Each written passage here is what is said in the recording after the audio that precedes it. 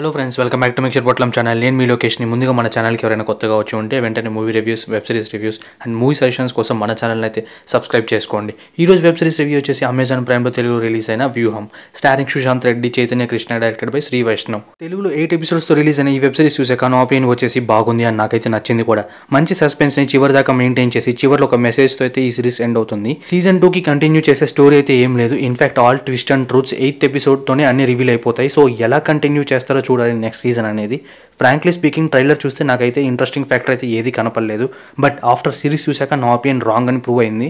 ఓవరాల్గా మంచి crispy run టైమ్తో ఉన్న ఈ సిరీస్ వచ్చేసరికి విత్ ఈచ్ ఎపిసోడ్ 30 minutes కంటే అసలు ఎక్కువ ఉండదు.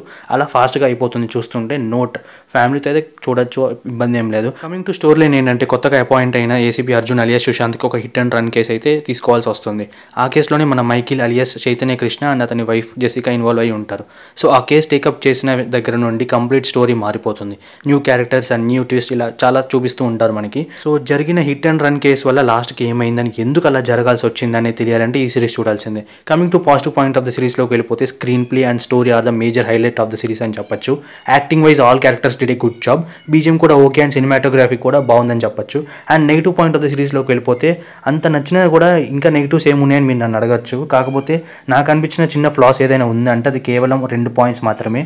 ఒకటి, ట్రూత్స్ రివీల్ అయ్యేటప్పుడు అప్పుడు అక్కడ జరిగింది, అప్పుడు ఇలా జరిగిందని చెప్పేసి మనకు అలా 3-4 సీన్స్ చూపిస్తే పర్లేదు.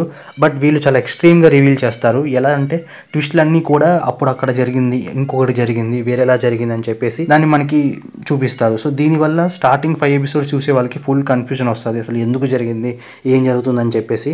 అండ్ ఇంకొక పాయింట్ వచ్చేసి ఏంటంటే, వీళ్ళకి ఎంత ఎక్స్ట్రీమ్కి వెళ్తారంటే స్టోరీ, స్క్రీన్ ప్లే విషయానికి వచ్చేసరికి, అక్కడ ఒక కేసులో ఇన్వాల్వ్ అయిన వాళ్ళని పట్టుకోవడానికి ఇంకో కేసు టెర్రరిస్ట్తో లింక్ చేస్తారు. సో అంత ఎక్స్ట్రీమ్ అసలు ఎందుకు వెళ్ళాలి అని నా ఒపీనియన్. అంతే. Overall review of the series వచ్చేసరికి మంచి time pass for the weekend అని చెప్పొచ్చు. మీరు కూడా సిరీస్ చూసాక మీకేమనిపించిందో please do comment. And thank you for watching.